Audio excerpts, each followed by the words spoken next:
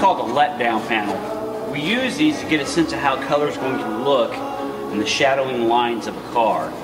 It may be difficult to see because it's kind of blacked out right now, but this isn't a stamping of a generic car, if you will. And what happens is when you lay color on this, you can see how it's going to cast in the folds and in the depths of the color of the body lines. We have several of these, and oftentimes this is what we do when we send these out to customers. When they start to decide what color they want their car, we typically, because most of our customers don't live here, so we typically shoot one of these letdown panels in that color and we ship it to them so they get a sense of what the car's color is going to look like in the shadows. You know, basically how it's going to look in a stock or a static stance, if you will.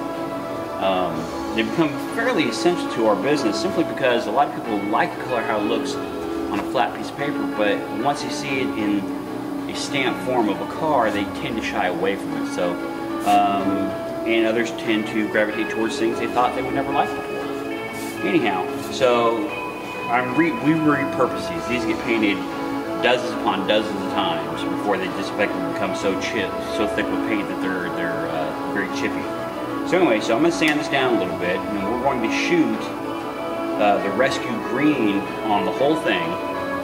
And before I clear half of it, I will layer candy, green candy, over half of it to get a sense of how that's going to affect that color.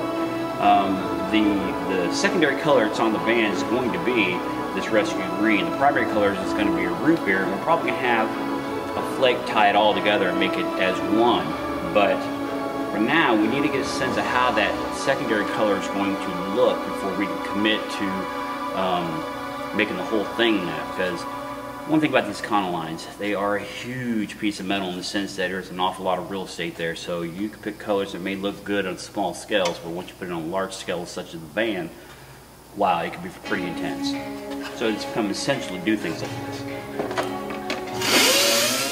Okay, so we sanded our letdown panel, and I left it in a black state. The reason I did that instead of changing it to gray or something like that in the sealer is because, quite frankly, I'm going to seal up the van in black. So it's important that whatever the underlayment is, in this case a black sealer, is achieved also on this, because that sealer, the color of that sealer, affects how the color looks. Now this is rescue green, and I'm getting ready to spray this on the whole thing. Put enough on here for good balanced coverage, and then I'm going to let it flash off. I put a really fast reducer in here so this thing dries quickly. The reason I need this to dry quickly is so I can tape off half of it and protect that, so I can put candy on the other side. You'll see what I'm talking about on that in a little bit. But here we go.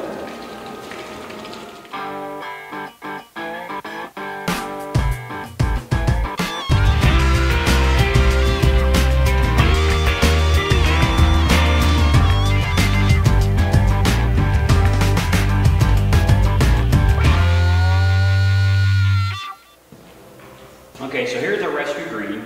It's in just a single element right now. In other words, I haven't put any clear on it whatsoever. But what I'm going to do is I'm going to measure out some candy, green candy. I'm going to make sure I can replicate this if I decide that I like this process on the vehicle. Very little drops of this can heavily influence the overall feel or the experience of how it looks on the car. So certain candies have certain effects on certain products, just like certain metallics can be very influential on how you see something. You know, the bigger the flake, the brighter it is.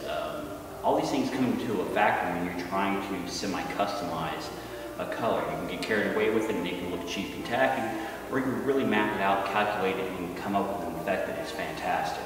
Now I don't know if I'm going to like this or not, so I'm going to put a little bit of this and some clear, and then we're going to paint only half of this, so I'll tape this off in a few minutes.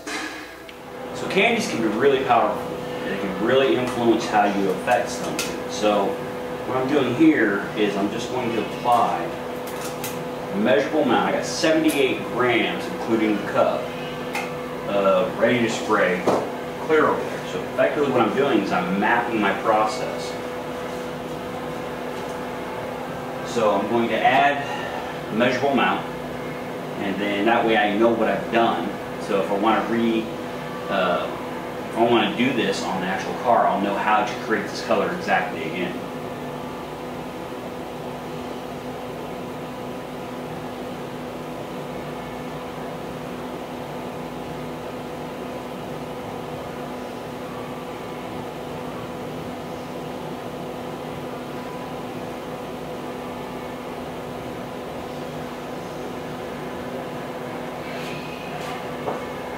Okay, I had 78, now I'm up to 82 grams in including cup.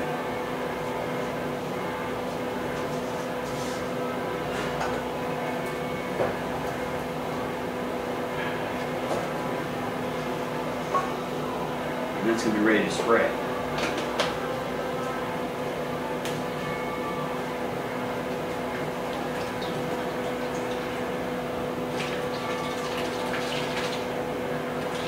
Really going to influence that color a lot.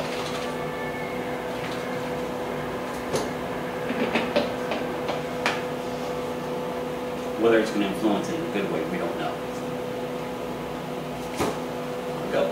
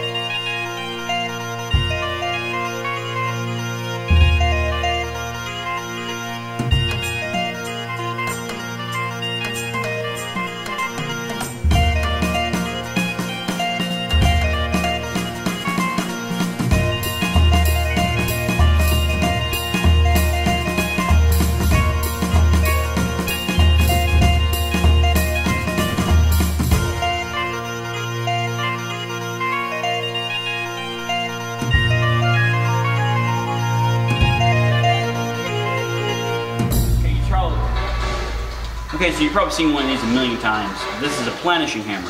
What I'm doing is I'm using the 5-inch radius die on it to kind of harden this and also create some of the curvature I need to mimic the roof's rise and fall.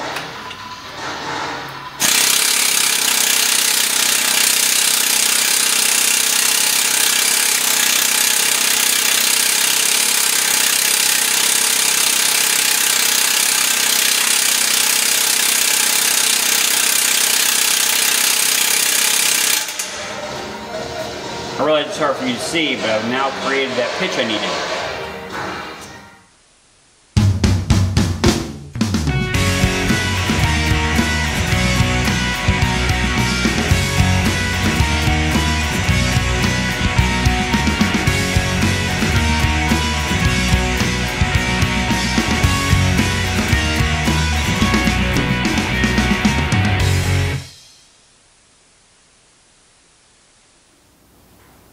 Alright, so I'm going to kind of wrap it up for the day. We did a lot of the tack welds up top for most of the roof repair, so that's pretty much on its way. You saw the outline of where the convertible top's going to go up there. And this is that paint panel I painted earlier this morning. Now, this is the actual rescue green. This is with a little bit of candy over the top of it.